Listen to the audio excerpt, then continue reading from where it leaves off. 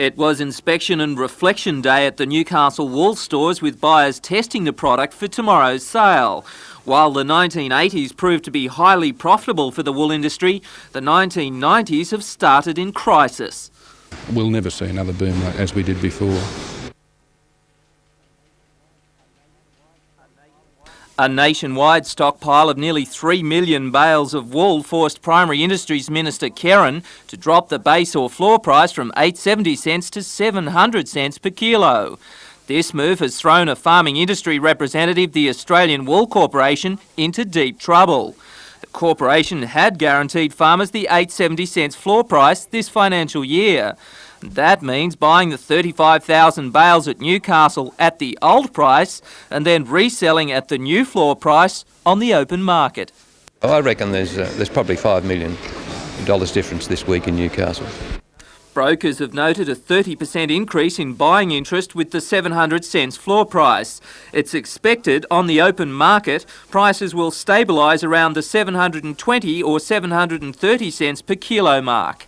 Peter Ryan, NBN News.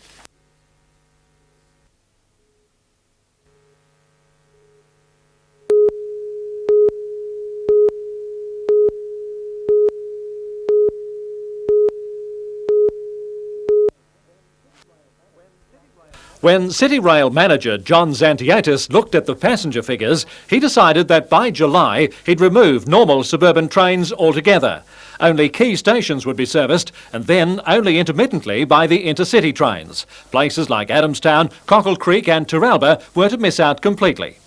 Very low patronage, and we were looking at other alternatives, such as busing those people to those key locations. But after consultation and a rethink, it was decided that there is no alternative to the trains for a community demanding decent public transport.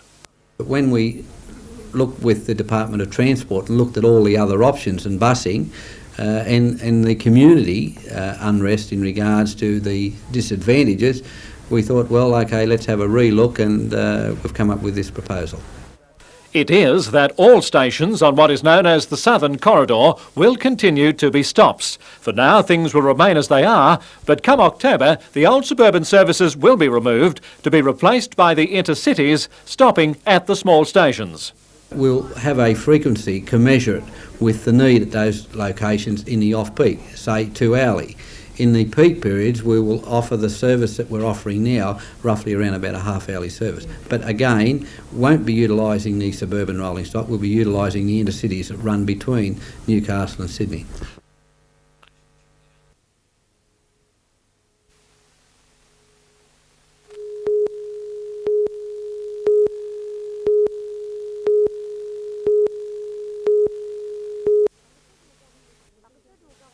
The federal government's decision to slash the nation's floor price for wool to 700 cents a kilo not only spelt hard times ahead for growers, it also effectively turned Newcastle's annual June wool sales into two sales. The Australian Wool Corporation is bound to guarantee growers its former 870 cent floor price until the end of June, but it's now obligated to offer wool to the trade at the new lower reserve. So at the commencement of bidding this morning, it bought up all the clip on offer from growers using the old reserve as a base, and then this afternoon turned around and resold it all with the new reserve installed. But as had been the trend at sales around the nation in recent weeks, even that new lower floor price did little to increase demand. At the end of the day, the AWC was left with nearly half of the 16,000 bales on offer. This time last year, it purchased only 4%. And while the demand this time was down, so were the prices. Traditionally, the June sales feature little of the famous superfine New England wool characteristic of top Newcastle sales, and much of that on offer today was only of 21 to 24 micron and was gathered from the Upper Hunter, Northwest Slopes and Southern Tablelands. This time last year, bales of that medium quality wool were pulling in around $1,400. Today they were fetching just $1,000 a bale. But despite that, everyone involved in the sales remained surprisingly diplomatic about the trend, some saying prices were beyond their expectations. They're quite happy. A lot of them are actually quite surprised with the prices they received. It's probably a little bit more than they anticipated. There's a fair few better quality fine clips in there which attracted a hell of a lot of competition. Actually, we got 2,000 cents for one of the Newcastle wools today. Some of the Golden wools have made 1,700 and 1,800 cents for 17 to 7.5 to 18 micron wools.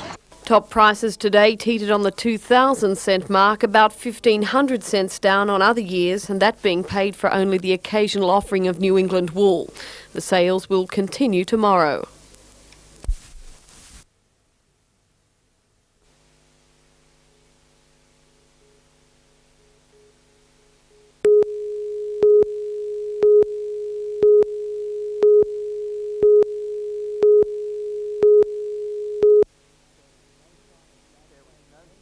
There was no sign of backstage nerves at the music festival, with the virtuosos tuning up for the performance of their young careers. 13 schools were chosen after a round of trial concerts during the year. 600 of the Hunter's most talented musicians headed for greater things.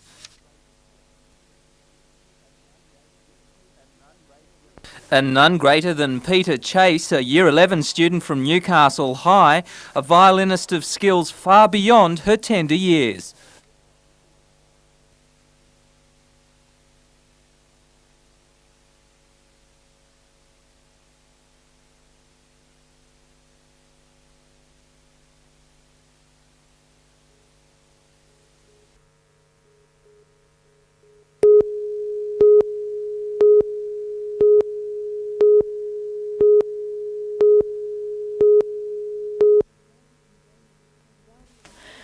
Down syndrome is a chromosomal disorder leading to varying degrees of physical and developmental disability.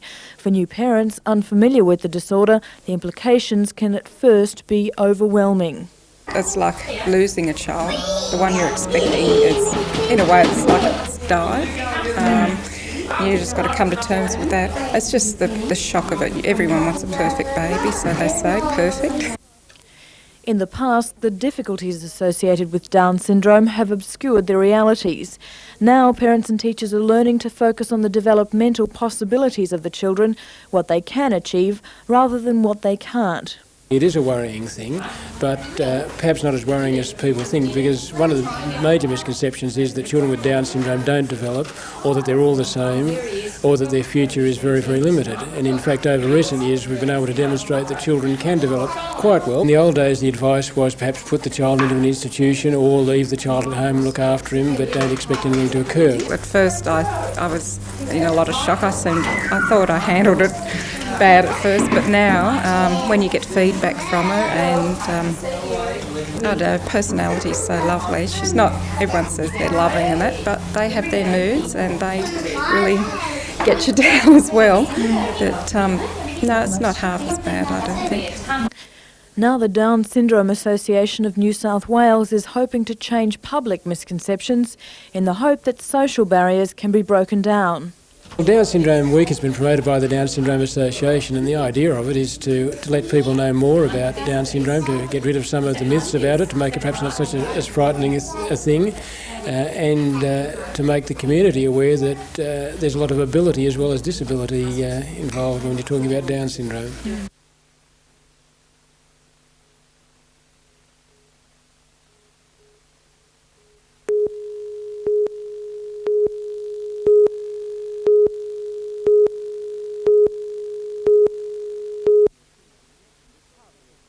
It was hardly a hero's welcome, but that doesn't mean they didn't deserve one.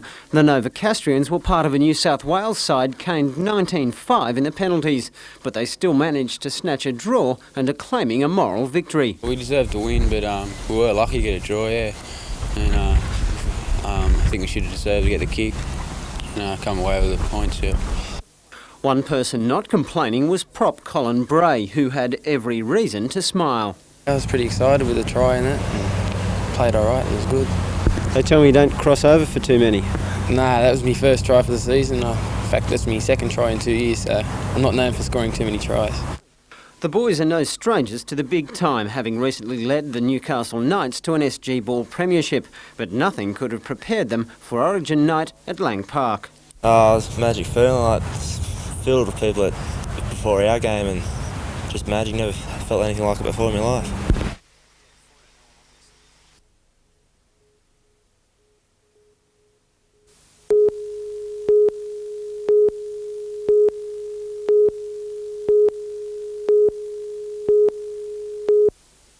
flexidio, de la prendre. Et dès le moment où je l'ai prise, forcément, elle n'avait plus ses chances d'être prise par sa mère. J'étais obligé.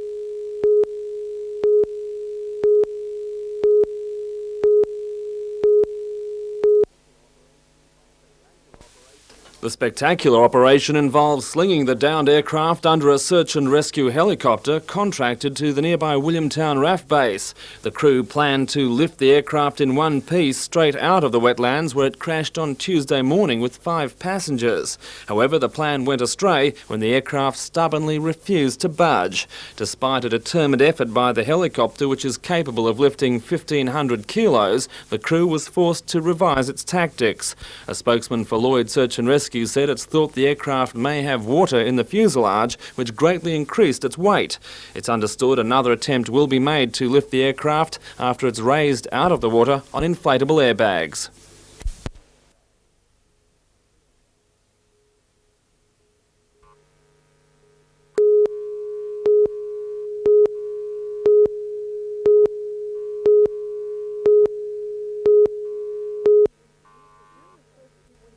During the first few weeks after the earthquake, the State Emergency Service received more than 6,500 calls for assistance. With an inadequate method of recording information, a number of problems developed. On many occasions we had calls duplicated. Over the period of time that the headquarters was operational, we had in some instances 10 calls over 5 days on the one property. Well, that resulted in us having to get people to go out to those properties. But those problems can now be overcome thanks to 9 computing students from Hamilton TAFE. As their final year project, the students devised a computer database which will accurately record details, store vital directory information and minimise delays. This program that they've developed is outstanding because it will cover all the difficulties that we've had, it will correct all the faults that we've had in our prior programming, and it will stop any duplication. We will be able to completely manage our operations by use of the computer information. A feature of the program is an archives unit which stores details of every emergency call, so that, if necessary, Newcastle City Council can also use the information. But most importantly, the system is easy to use and can even be operated by volunteers.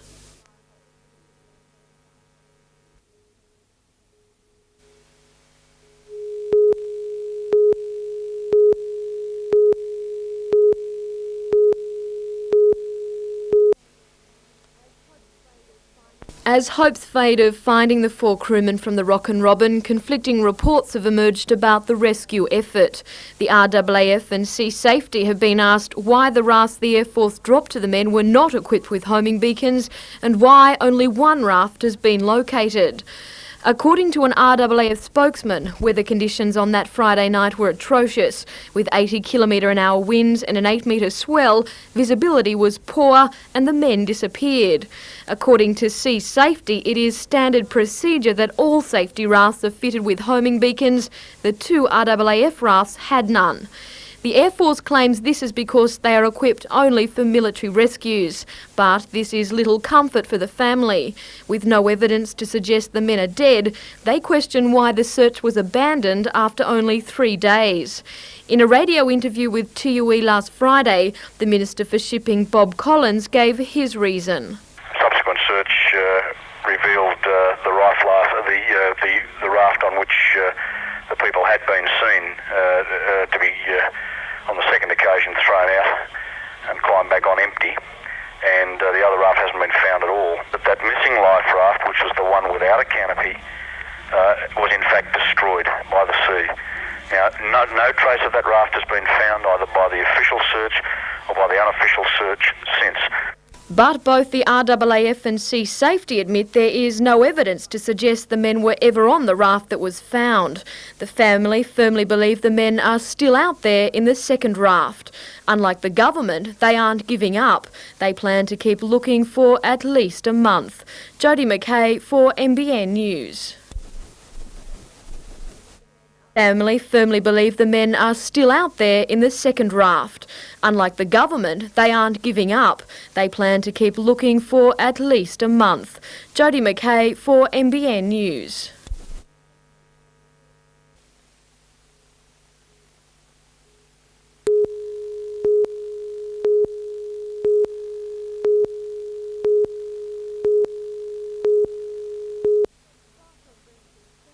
Far from being concerned, both Knights coach Alan McMahon and team doctor Mike Braggett were lavish in their praise of last night's South Sydney swoop.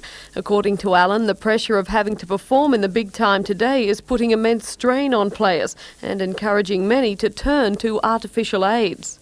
Well, the game certainly demonstrated over the last couple of years the demand for the bigger, the stronger the athlete, because that also is insurance for the athlete, for the footballer particularly, insurance against injuries and preserving his body throughout the season. So all of a sudden they see clubs now with programs built on weight and strength with a bigger increase to it because of that insurance factor, and players where they were 87 at the end of one season all of a sudden turn around at 93, 94.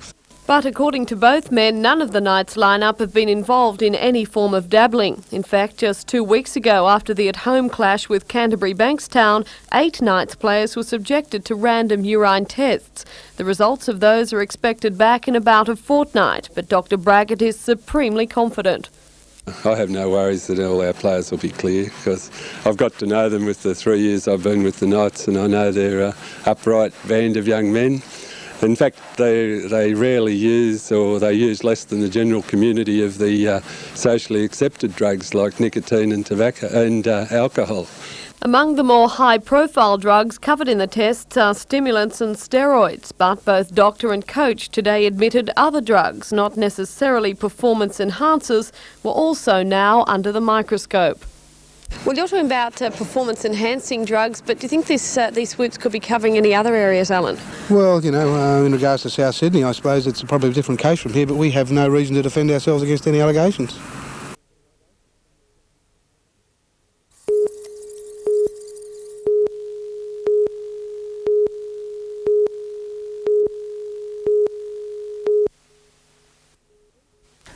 Approval for the $1.15 million pavilion was given by Newcastle City Council Director for Planning Services Gary Fielding under delegated authority. This authority allows him to decide on developments worth under $5 million that incur no residents' objections. But residents objected so strongly to an earlier pavilion plan that a special advisory committee was formed. Now this group says it was not given adequate opportunity to voice its opinion on the new pavilion. I feel embarrassed as a committee member that we were there to represent the local residents and other people from around the Newcastle area, and that we haven't had the opportunity to put any input in. Members are worried that the plan may have changed since they viewed it. We weren't notified of the change from the 100 to 200 seat restaurant, which I think will probably have a much greater impact on the local residents and the people of Newcastle who will use that beach. Mr Fielding says the restaurant plan has not changed and is for 100 internal seats and another 100 outside. But Newcastle Alderman John Tate said there should not be this sort of confusion, and he questioned the way the pavilion was approved. And this has been approved without the input of aldermen. That technically may be correct, but I think as far as the community is concerned, it's very, very wrong, and at least should have had more public scrutiny and more input by those people who represent the people who live there. The pavilion is due to be built later this year and will be developed jointly by council and a local architect. The private facilities, which include the restaurant, will be leased from council. Rebecca Skinner, NBN News.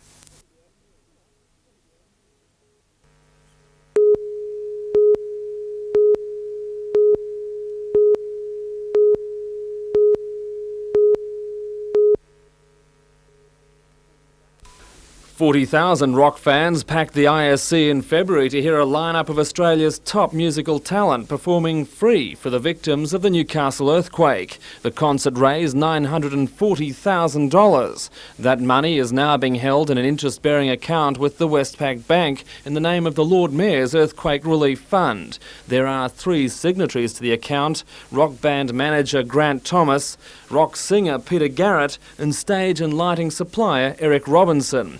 All 3 are reportedly astonished that Newcastle Council has proposed police action if the money isn't handed over within 2 months. There is no suggestion that the funds are in any danger. Town Clerk Barry Lewis declined to appear on camera. However, he said he had no concerns for the security of the Quake concert funds. He felt it was a good idea that all outstanding amounts should be rounded up within 6 months of the earthquake. Late today, he said he'd received an assurance that the outstanding Quake funds would be paid early next week. But Mr Lewis is likely to be disappointed. The concert trustees intend handing the money over only to the Lord Mayor, and he's on holidays until July 16. That's still within the 6-month deadline, but even if it wasn't, concert trustee Grant Thomas, speaking in Sydney, said let them send the police.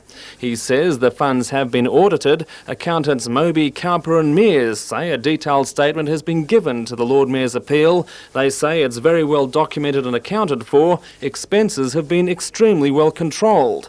Chairman of the Lord Mayor's Appeal Fund Advisory Committee, Alwyn Druce, dealt with Grant Thomas during preparations for the concert and later when the proceeds were being collected.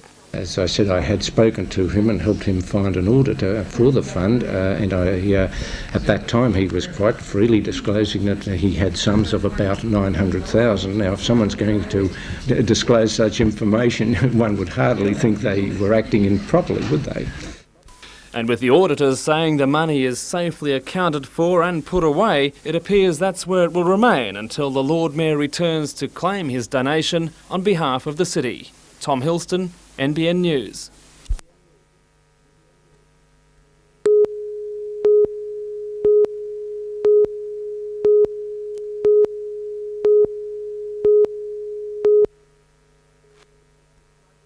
Since 1978, ideas have been floated about copying aspects of the US city of Boston within our own central business district.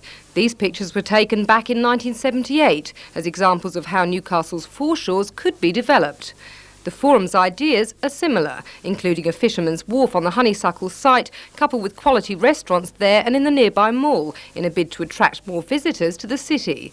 Forum members believe Newcastle's existing museums are second-rate, saying the Maritime Museum should be upgraded to world standards to draw in the tourists. The excavation of convict ruins in the city's East End could even provide a convict museum. The Forum now plans to circulate its strategy to community groups for their input.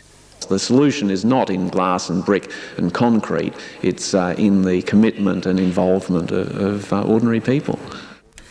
Howard Dick also believes the controversy over the rail line should be put into the context of the whole city's revitalisation. He says it's impossible to decide on the best public transport system without first having a concrete plan to draw people into the area. It really is putting the cart before the horse. After all, people travel because they want to go somewhere. They have some reasons, whether it's to work or to shop or just to have fun. And we're trying to make a key decision as to where do we terminate the line before we've even decided what are going to be the attractions of inner city Newcastle. The Forum is so enthused with the plan, it believes the financing will take care of itself, coming from government and business sources.